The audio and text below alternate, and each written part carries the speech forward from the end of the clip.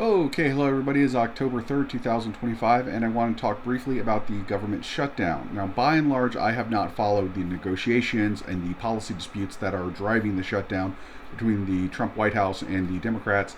Both sides are blaming the other, and I'm not going to get into that. I'm just getting into the voting. Each side saying it's the other one's. The argument I'm hearing from people on the left is, well, Republicans control the House, the Senate, and the White House. So if they want to keep the government open, they can. This is not true.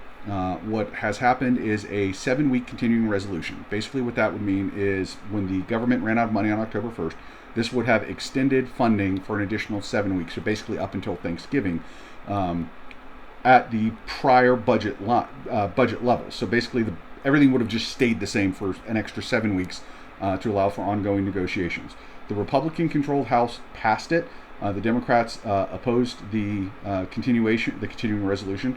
It then went to the Senate, where pretty much all the Republicans voted in favor of it, and a couple of Democrats also voted in favor of it, but it was not enough. The reason why is the Democrats had enacted a filibuster on it. A filibuster is where you continue debate endlessly, and so a piece of legislation never gets voted on. To end to end debate in the Senate, you have to have what's called a cloture vote. Cloture vote requires 60 votes. So 60 members of the Senate have to say, we are done with debate, we're going to move on to the vote.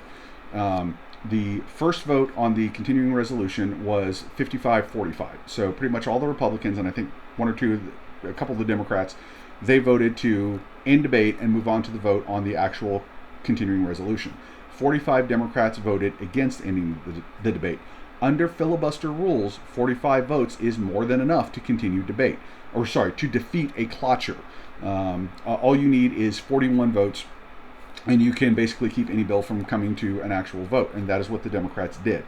So the Republicans voted to move to end debate on the continuing resolution, move to the vote on it, where they were then going to vote to pass it. By the way, after cloture, it's just simple majority. So it's a 60 vote threshold to end debate, but only a 51 vote threshold to pass the bill. The Republicans have just voted again this afternoon, October 3rd, and again, I think this one was like 54-46 or 54-44. I think there might have been a few members missing, but the point is, twice now, the Republicans in the Senate have voted to extend funding of the government through late November. And in both cases, they have voted to end debate on that bill. And in both cases, the Democrats refused to end debate and allow that bill to go to a final vote. Now, that being said, if you want to argue that the Democrats have good reasons for this, that they have legitimate policy concerns, that they have that it is better to shut down the government than to allow the budget to remain as is for another 7 weeks, go ahead and knock yourself out. I'm not going to get into the policy disputes and the reason why each side thinks they're right and the other side is wrong. I'm merely talking about who actually voted to prevent an extension of funding of our government for an additional 7 weeks, and that is solely, squarely, and completely the Democrats. Now, again, if you want to say Trump's a jerk and the Democrats should absolutely do this, if you want to say the budget sucks and the Democrats should do this, if you want to say the Republicans are being unreasonable in negotiations and so the Democrats should do this, go ahead. Again, I haven't gotten into the nitty-gritty of that stuff. I don't want to comment on it. If that's your opinion, knock yourself out. But I want to be clear, the party who voted to extend funding and keep the government open was the Republicans, and the party that voted to not allow an extension of government funding vis-a-vis the filibuster and the cloture vote was the Democrats. So yes, it is, in my opinion, not my opinion, I think it's absolutely factual, the Democrats are really solely responsible for the current government shutdown. Now again, you may say, but they have good reason for that, and you may be right about that. I don't really know. I'm not saying that there is no reason to do it. I'm just merely saying that they are the ones who did this. Maybe they have good reason, maybe they don't. That's up to you. Let's be clear on who did what here. Now, to be fair, have Republicans done the exact same thing when, say, Barack Obama was president? Yes, they did.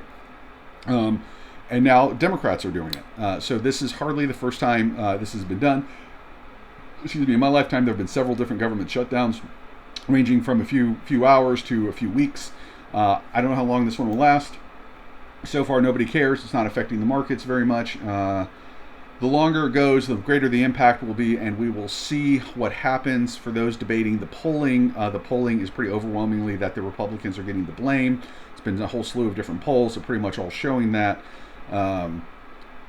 The party who controls the White House is generally the party that everyone assumes runs the entire government. If there's a problem with the government, they blame whoever controls the White House. I have seen this play out even when you had a Republican president and a Democrat-controlled House and Senate, and vice versa. When you had a Democrat president and a Republican-controlled House and Senate, generally it is the party who holds the White House who gets the blame. By and large, most Americans do not know how Congress works. I hate to say that about my fellow countrymen, but as a general rule, as a nation, our knowledge of civics is very poor. I would say that the Republicans are probably going to be the political losers in this battle. But to be clear, the government is shut down because that is the choice that the Democrats made. You can argue the reason and whether or not it's justified or not. Knock yourselves out. But those are the facts.